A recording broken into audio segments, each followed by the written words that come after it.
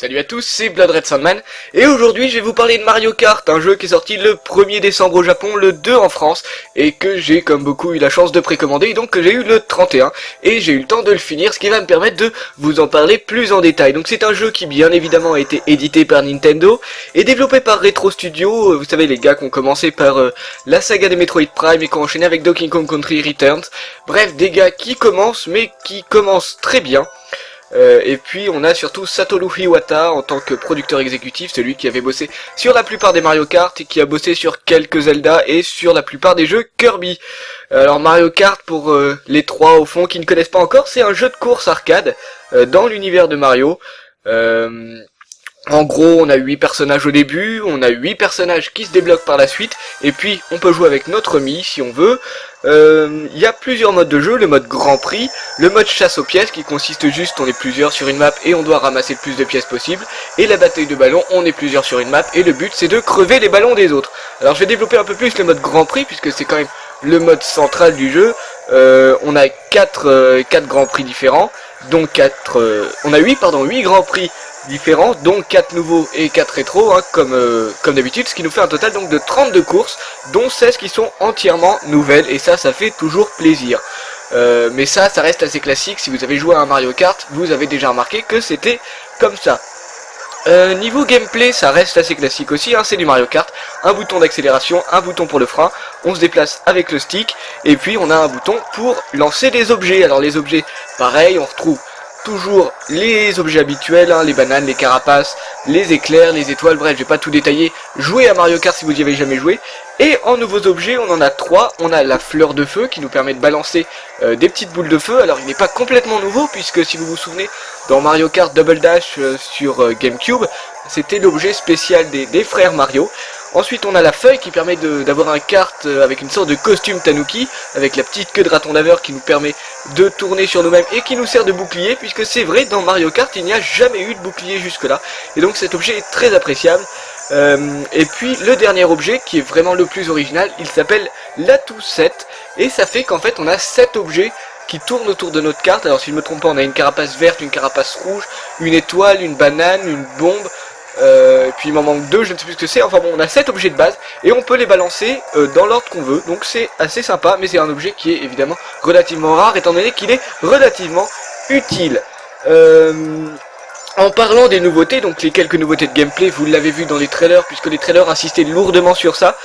On a des phases sous l'eau, on a des phases en deltaplane ou en parapente, et ça n'a pas été vraiment dit, mais ce qui est sympa, c'est que d'habitude dans Mario Kart, on a presque que des courses en 3 tours, ou 5 tours pour le Parc Baby sur quelques jeux, sur quelques jeux Mario Kart. Et ben là, on a 2-3 courses qui ne sont qu'en un seul tour en fait. En gros, on a des petits points pour nous dire quand même au tiers, 2 tiers, pour nous dire à peu près où on en est. Et puis, on n'a qu'un seul tour, c'est un sprint. Et ça, c'est assez agréable parce que ça change. Et puis, de la même manière, on a quelques maps qui changent entre les tours, ce qui fait qu'on n'a pas l'impression de faire plusieurs fois le même tour, ce qui est assez sympa. Un petit truc que j'ai dit, c'est que j'ai dit deltaplane ou parapente.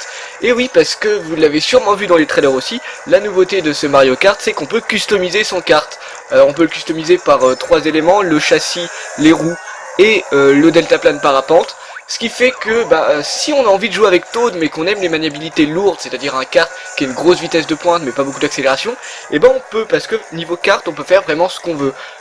Moi bon, j'aime bien jouer avec Bowser, un gros lourd, mais ça on s'en fout, c'est mon style de jeu, j'avais envie de le dire. De toute façon vous le voyez en ce moment. Ce Mario Kart aussi, c'est le grand retour des pièces, les pièces qui, si je ne m'abuse, on n'avait pas vu, qui avaient disparu après Super Mario Kart, donc sur SNES, et elles ont le même rôle que sur Super NES, à savoir, plus on a de pièces, plus on va vite, on peut avoir au maximum 10 pièces sur nous, et puis si on tombe ou si on se prend un objet, on perd des pièces. C'est le retour aussi des dérapages turbo, alors un peu différent de Mario Kart DS, je sais pas exactement comment il fonctionne, j'ai eu du mal à comprendre, mais en gros c'est pas le même système du droite-gauche, c'est juste on attend. J'ai l'impression que si on fait droite-gauche, ça accélère un peu l'arrivée du turbo, mais c'est pas aussi instantané que sur Mario Kart DS par exemple. Et puis on retrouve la nouveauté qui avait été apportée par par Mario Kart Wii, à savoir ce que je vais appeler les sauts turbo, parce que je sais pas vraiment comment ça s'appelle, à savoir que quand on a un petit tremplin, si on appuie sur R, donc le bouton qui sert à sauter et à déraper, et bon on va faire un saut un peu plus élevé, et quand on va atterrir, on va avoir un petit boost. Globalement, sinon, si vous avez joué à Mario Kart DS, vous serez pas trop dépaysé, puisque il y a le même moteur physique, ou alors s'il y a des changements, ils sont vraiment super minimes, parce que j'ai pas remarqué de gros changements. Au niveau de la réalisation, par contre, il y a des grosses différences par rapport à l'épisode DS, hein. Déjà c'est très beau. Alors, d'un autre côté on dit c'est très beau, mais étant donné le nombre de jeux qui sont sortis sur 3DS, on peut pas savoir encore vraiment ce que la console a dans le ventre. Donc on sait pas si c'est le plus beau que peut faire la 3DS, mais en tout cas c'est très beau, il y a peut-être un peu d'aliasing, mais je vous l'ai dit, je joue avec Bowser, et regardez la carapace de Bowser, c'est juste magnifique, les jeux d'ombre et de reflets sont juste nickel. Alors malheureusement vous vous en rendez pas vraiment compte, puisque évidemment la capture, si on peut appeler ça une capture, c'est filmé avec une caméra qui n'est pas en HD, donc c'est plutôt dégueulasse, mais l'important c'est ce que je dis, c'est plus pour illustrer mes propos que je vous mets des images, et malheureusement les trailers insistaient uniquement sur le deltaplane et les parties sous l'eau qui ne sont pas tellement nombreuses. Donc pour vous montrer du jeu, j'ai été obligé de faire mes propres captures. Je m'en excuse, hein, je suis le premier à gueuler contre les personnes qui filment leur télé. Quelque chose aussi au niveau de la réalisation, donc je vous ai dit, les décors sont en mouvement, ce qui fait que c'est très sympa. Par exemple le manoir de Luigi qui vient de l'épisode DS, et bien on a des tableaux qui bougent, bref c'est beaucoup plus en mouvement, beaucoup plus vivant.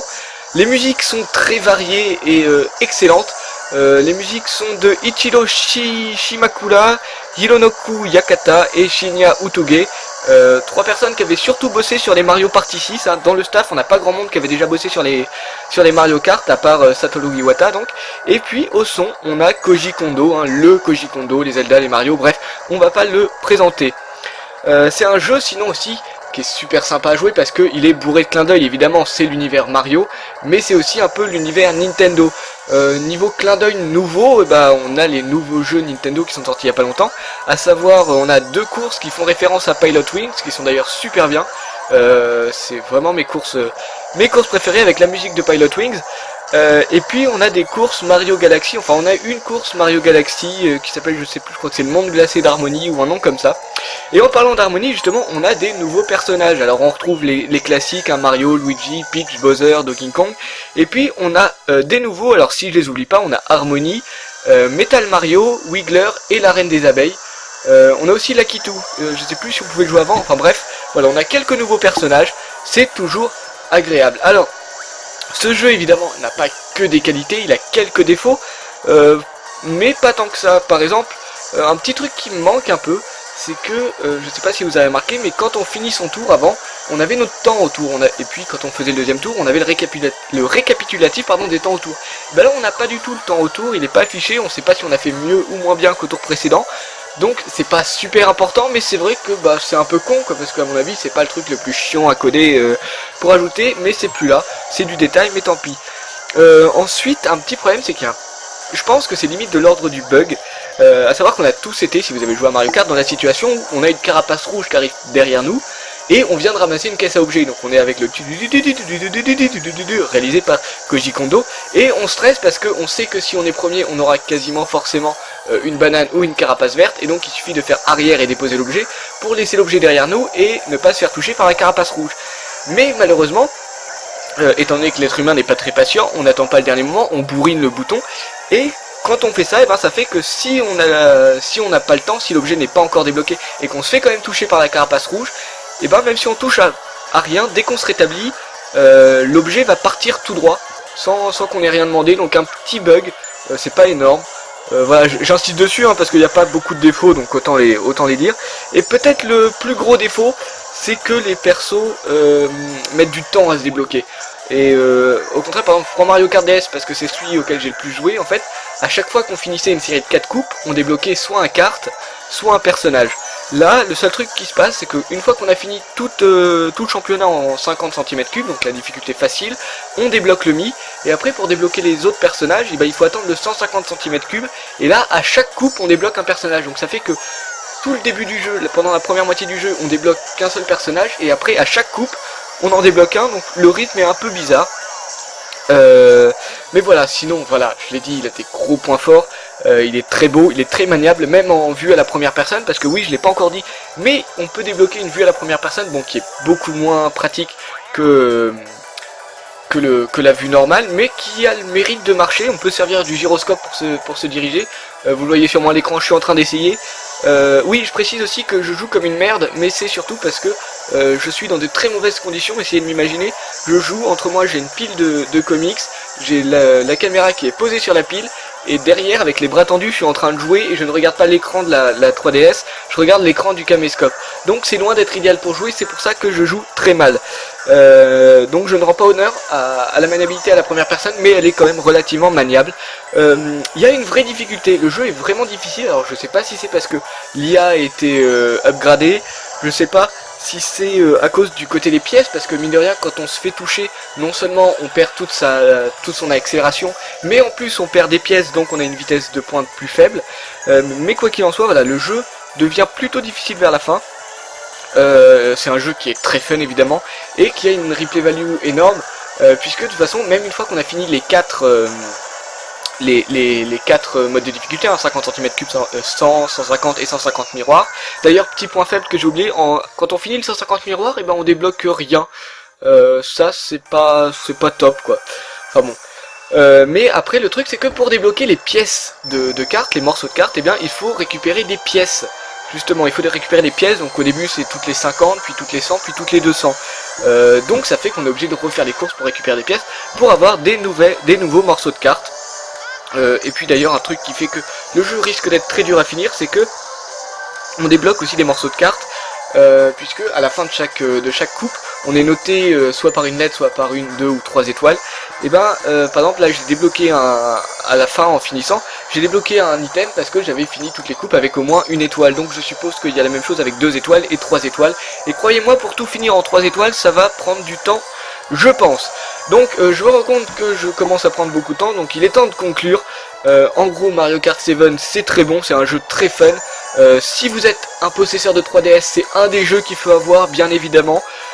Après, est-ce que ça peut ça peut entraîner l'achat d'une 3DS si vous en avez pas? C'est à vous de voir. Si vous êtes amateur de Mario Kart et que vous avez beaucoup aimé la maniabilité de Mario Kart DS, que vous voulez un Mario Kart très sympa, très jouable, très beau, et qui en plus, ça j'ai oublié de le dire dans les points forts, il y a un meilleur rééquilibrage des items, à savoir qu'avant on était dernier, on avait forcément un super objet, et on était premier, on avait que des bananes et des carapaces vertes. Là, même en étant premier, il y a peu de chances, mais il y a quand même des chances d'avoir genre un champignon, ou une carapace rouge, ou une queue de tanuki. Bref, le jeu a été vraiment rééquilibré, et ça c'est plaisant. Donc à vous de voir si ça vaut le coup d'acheter une 3DS juste pour ça. En tout cas, si vous avez une 3DS, achetez ce jeu, je vous le conseille vraiment, il vaut son pesant de cacahuètes. Surtout que, voilà, c'est un jeu qui joue beaucoup en multi, et le online, et je vous l'ai pas encore dit, mais le online est vraiment nickel. J'ai pas mal joué online, et j'ai pas eu un seul ralentissement, j'ai pas attendu beaucoup, vraiment, c'est le online parfait. Rien à redire sur le online. Donc, si jamais je vous crois sur le online, et ben, je serai content, parce que ça veut dire que vous aussi, j'espère, vous avez aimé le jeu. En attendant, à très bientôt, veuillez agréer des bisous, pas scriptum.